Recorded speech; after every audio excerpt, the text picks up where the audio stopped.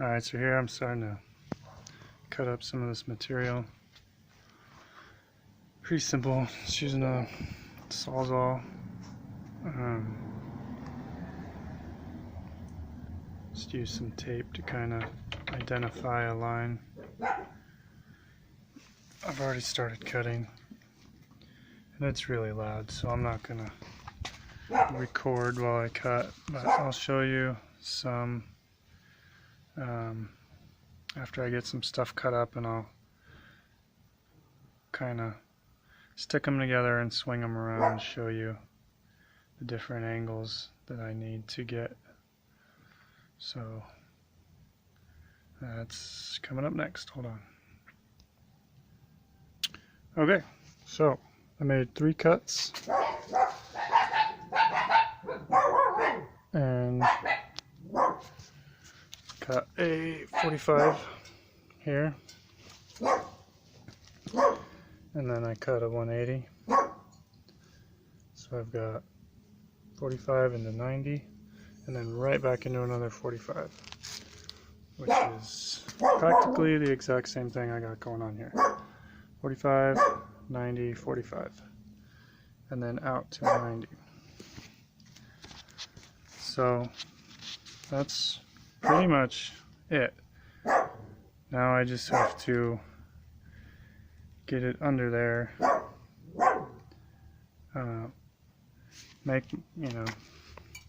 hold on to it, kind of wiggle it around, rotate it to find the right spot, put a mark on it, and then tack weld that piece in place, and then do the same as I go down the line, like rotating it as such, and then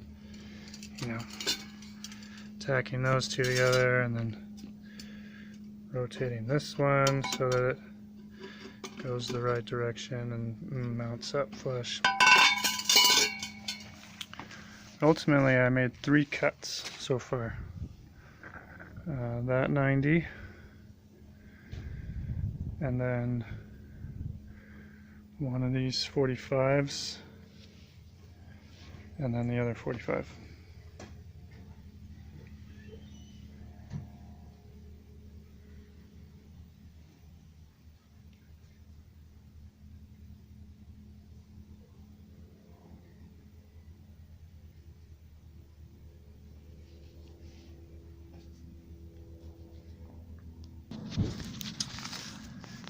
Alright, one thing to note when you're cutting is to try and cut them straight. I did a really bad job on this one. That kind of overlap and cut is gonna hurt me. I was hoping to do it all in one shot, but I started to lean into it and got below the parallel, so I had to come in from the other side and meet it. On this one, I started cutting flat, and then I had to walk it around. Again, these aren't terrible. This one is the other half of this one.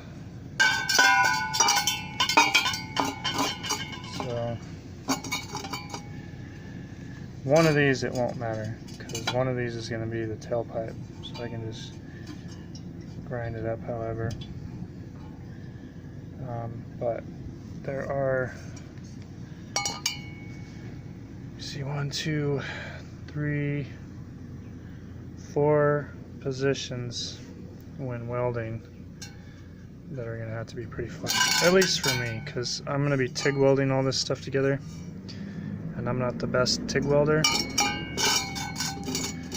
So if there's any kind of gap, like, well, it is hard to do this. Let me show you. One-handed and whatnot. But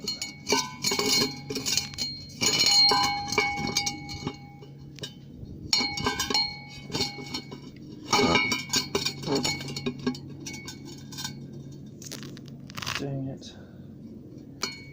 Anyways, this bit of gap, when these two are butted together, there's going to be an extra little gap in here, and that's going to be hard to weld for me.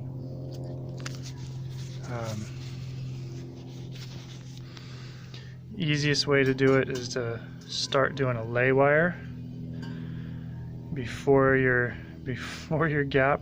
initiate your gap, and then you got to lay wire, so you're bridging your weld between your over the top of your wire, and then you're coming back and forth with your arc over the top of your wire, your fill rod. Because if you just come at it with a bead and you feed it with a bead, feed your bead with your fill wire, as soon as you get to that point, it's going to want to open up on one side or the other. So I'm going to have to grind these down a little bit, try and get rid of as much of that opportunity for this thing to blow out on me when I'm welding. So that's about all there is really for cutting and setup. Once I get this stuff all fitted and get a couple tack welds in it, maybe I'll get another video of me welding it up. But that's all for now.